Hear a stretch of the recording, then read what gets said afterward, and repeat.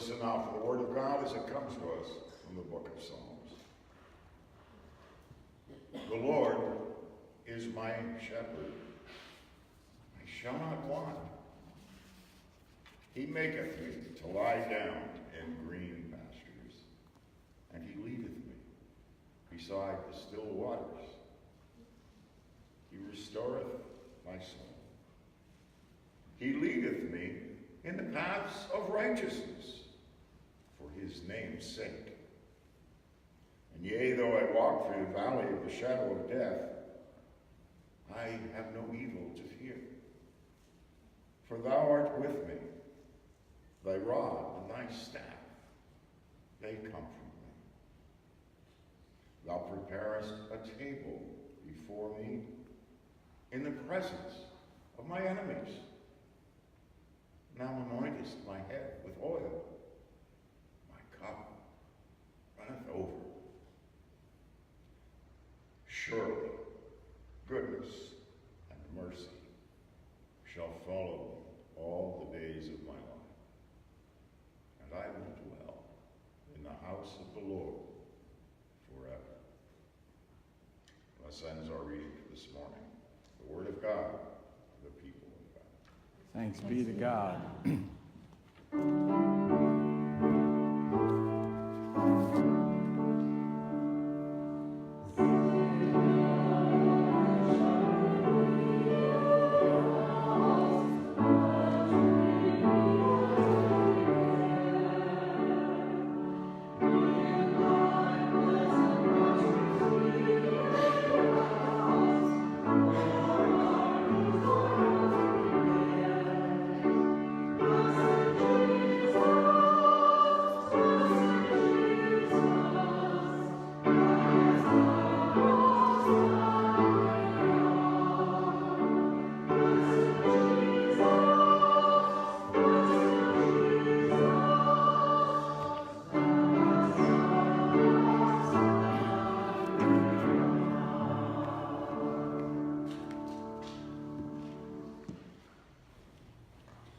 You may or may not have been aware of the fact that there is something called Good Shepherd Sunday, and it appears in the season of Eastertide. And because Easter was late this season, Mother's Day and Good Shepherd Sunday are the same day, which is a rarity.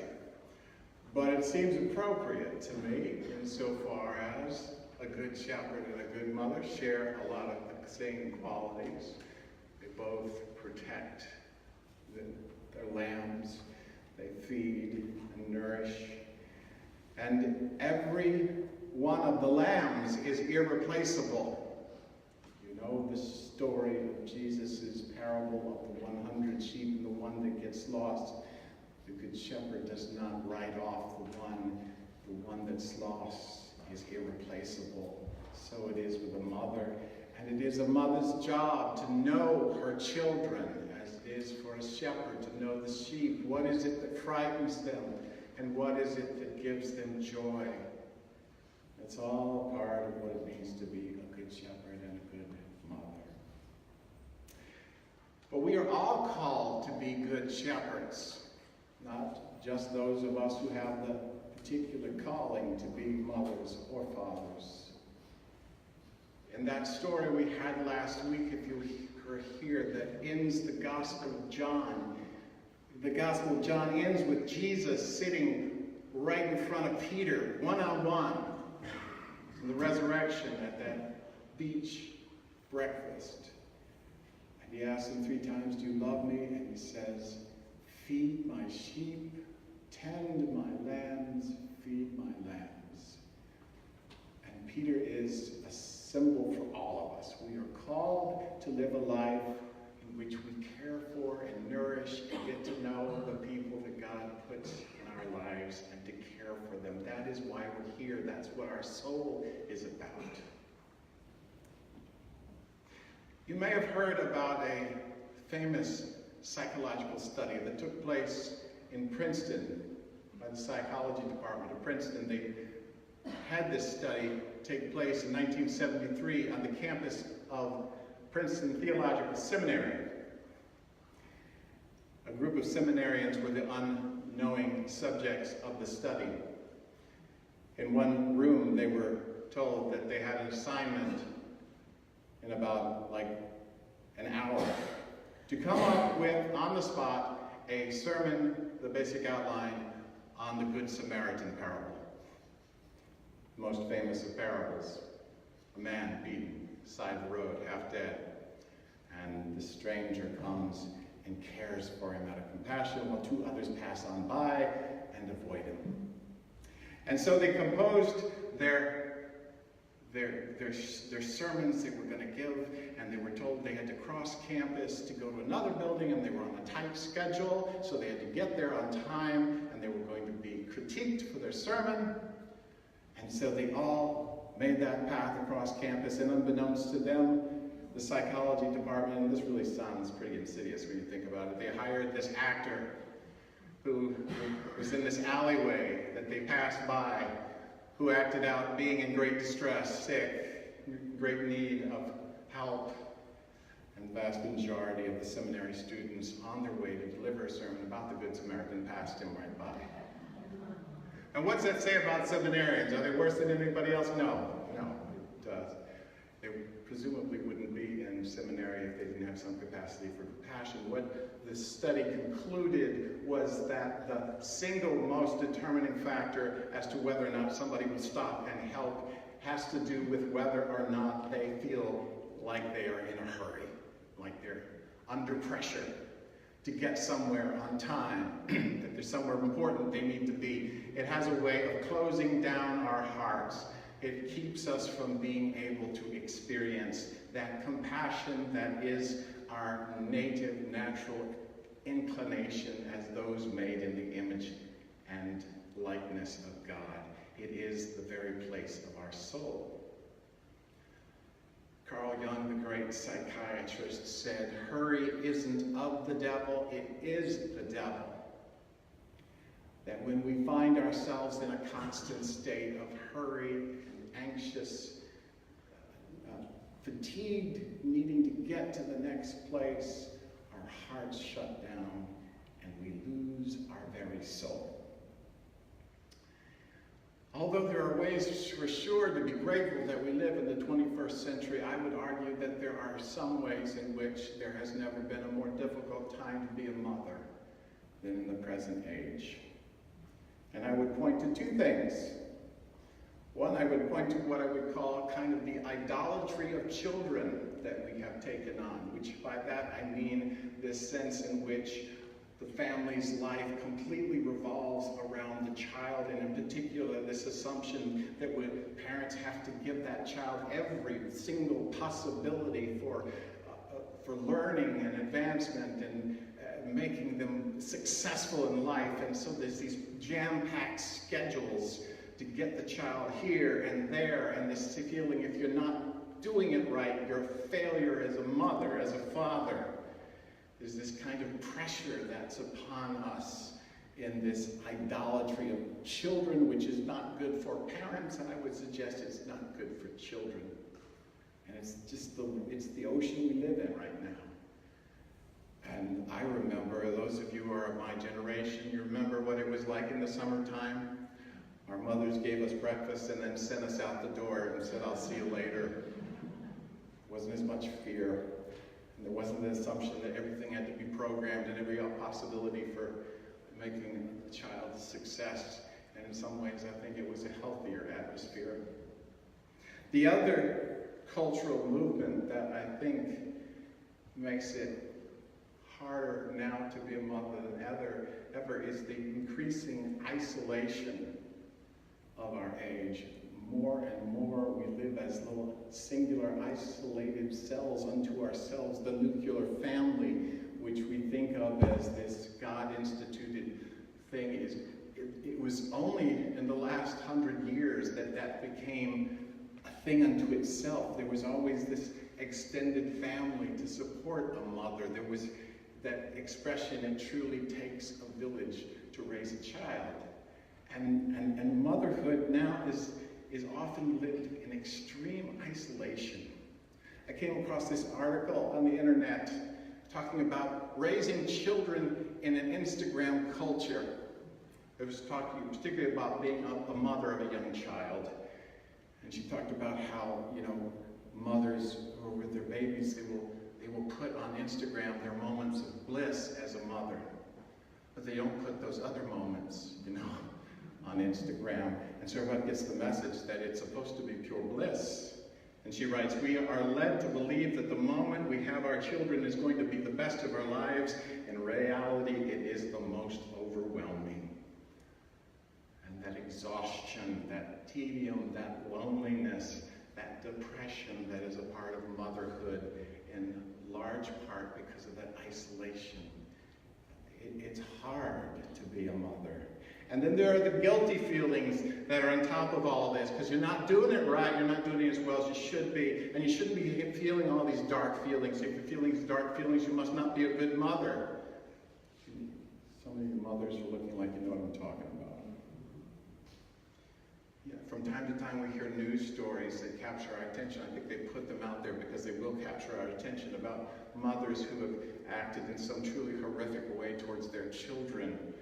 Sins of omission and sins of commission, and something rises up inside of us of being appalled at what they have done. The sacred bonds of motherhood, of a mother to her child, have been broken, and yet I suspect there is also inside of most mothers as well as fathers this other little place that says, "There but for the grace of God go I," that sometimes the wear and tear and fatigue and monotony of being a parent can wear you down, and you can feel like you have failed.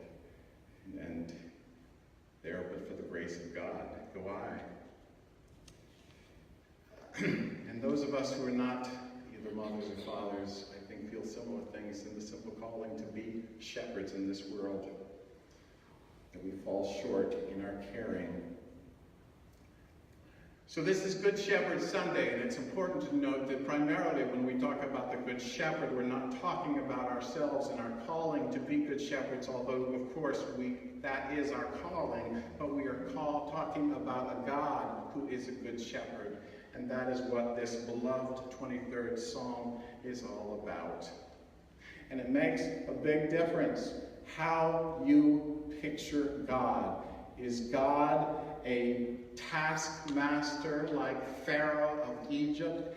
I think even though we often talk about a loving God, there may be a practical level in which we actually experience God as the taskmaster, as the one who is always judging us inadequate for not doing as much as we should. But that's not what God is about, says the Bible. God is a good shepherd. And God is a shepherd who really knows us better than we know ourselves. The Lord is my shepherd. I shall not want. And this week what that's speaking to me is all that anxiety that most of us parents, and in this case particularly mothers, feel about not doing it well enough, that somehow my kid's going to come out a disaster because I failed to be the right kind of parent. You can let that go. The Lord will provide what is needed. And sometimes what is needed is that the lambs get lost for a while, and it's not always your responsibility. They will be found. They will get what they need, what they want. You will get what you need, what you want. My favorite part of the 23rd Psalm has become this one. He maketh me to lie down in green pastures. He leadeth me beside the still waters. He restoreth my soul. The thing that's caught my attention lately about that is the word maketh. Think about that. Why does the Lord need to maketh us lie down in green pastures? Well, obviously, there's something inside us, that churning motor that says, do. You're not doing enough. You can't take a rest. Every one of you who are mothers know that experience of the tantrum-throwing child who said, you say, you need to take a nap, you need to go to bed. I'm not tired! And it is like that with our relationship to God. God knows the fatigue the weariness of our souls, the fatigue not just of body, but of spirit.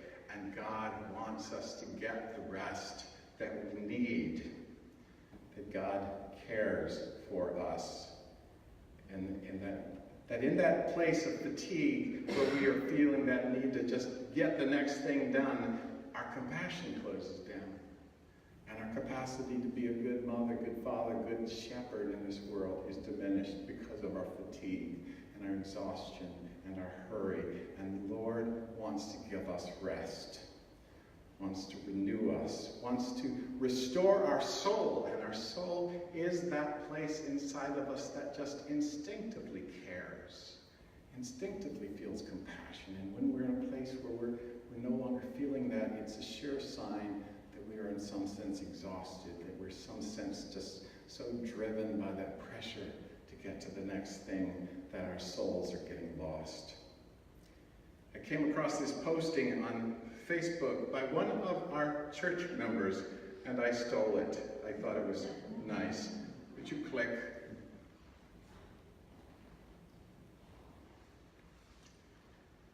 My very understanding and kind supervisor found someone to cover my shift tonight so I can rest. That's what a good shepherd does, you know? You need to rest. You're exhausted. And that's what we need to do for one another. I myself recognize in myself a tendency to work till I drop. I came home on Tuesday and slept for 6 hours in the daytime because I didn't recognize how tired I was. Though I walk through the valley of the shadow of death, that is actually the shadow of the deepest darkness would be a more accurate translation. And we all enter that place sometimes. I have a very dear friend named John who I went to college with and then to seminary with, and we lived together in an apartment during seminary. He went off to Ohio to be a Methodist pastor, and I in New Jersey, and he is such a good shepherd to his sheep. And on Facebook, on Easter Sunday, he posted, friends, I just discovered that I have to have open heart surgery tomorrow. And so he underwent heart surgery on Monday after Easter. And I wasn't sure whether I should reach out to him. It was clear that there needed to be some gatekeeping about all the people who would want to reach out to John. But I hadn't heard, and so I called at the church office, and the secretary said, yeah, John came home from the hospital. It was unclear that he had. And then the next day, John called me, which touched my heart. But he wanted to share the fact that he had a really rough night. He's got a catheter. And he said, Jeff, I had a moment of darkness last night. And he said he had felt this sense of being wondering whether he was a fraud, you know. Where was my faith? He felt such a sense of darkness and despair. What I think the psalm implies is that those times will come necessarily. We will all have those moments where it feels like our faith has disappeared, where it's nothing but the darkness. But the Lord will lead us through that. That's not the end point, that's just part of the journey. And so when you have that moment, when I have that moment of deep darkness, where it seems like God's love has altogether been eclipsed, it's reassuring to know that's just part of the journey. And though it seems like we're alone, we're not alone. And we will be led through the dark valley. That's an assurance that we can bank on. He prepares the table before me in the presence of mine enemies. In this present time within the church, with the issue of excluding certain people because of their sexuality from the table, that's a helpful thing to hear, that the Lord will always welcome us at his table, the Good Shepherd's table. And if the world would exclude us, God does not exclude us. And finally, surely goodness and mercy shall follow me all the days of my life. that is one place, as much as you all love the King James Version, where there's a translation error. The word follow is not quite right. Scholars will tell us that the better word would be pursue. Surely goodness and mercy shall pursue me all the days of my life. Think about that. The implication is that God and God's goodness and mercy is pursuing us. Why would it have to pursue us? Because there's something about us that would flee from the goodness and the mercy. And there's a reassuring thing there, that God is out there pursuing us, that we are the lost sheep. And God intends to give us the goodness and the mercy. Something deeply reassuring for us. And for you, those of you who are overwhelmed mothers. And just to finish by noting that the shepherd is the most common animal metaphor for human beings in the Bible. And what does that imply? It implies, on the one hand, just a basic frailty. Shepherds alone are going to die. Sheep alone are going to die without a shepherd. We needed a good shepherd. We are social creatures. That's what sheep are. Sheep need a flock to be a part of. A sheep that is alone is a sheep that is dying. So we need a flock to belong to. A flock where people will tell us, you need to go home and rest. And that's why the importance of the church. Not all flocks are the same. In this increasingly isolated world, you need a flock, but it's important who the shepherd of the flock is. And the shepherd of our flock is Jesus, whose love is boundless, whose knowledge of us is infinite, who knows us, knows what we need, knows what we're afraid of, like a really good mother. That's the one who's leading this particular flock, not the taskmaster God. Not some other kind of fraudulent shepherd. Jesus talks about the hired hands that don't really care for the sheep, but the one who's leading us values every single one of us and is willing to lay down his life for each one of us. That's the good shepherd that we follow.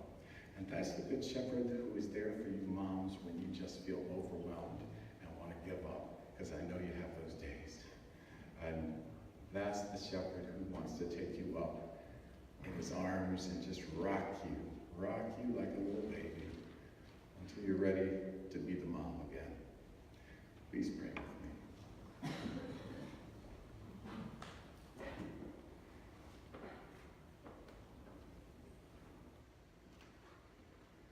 You know us, O Lord. You know how hurried and anxious and troubled we get in this world and how our souls get lost. You are the good shepherd who would make us lie down in green pastures and lead us beside those still waters so that we can remember who we are. We can come back in touch with that love that is at the very heart of us, that is our soul. Help us to remember who you are. That you are a God of such extensive, wondrous love, who cares for us, knows what we need better than we know ourselves, and knows that we need rest and restoration. Help us to come to you in our times of deep darkness, and help us to be there for one another, to encourage one another in those times when we need somebody else to have faith for us. Help us truly to be your church, the body of Jesus. We ask this in his name.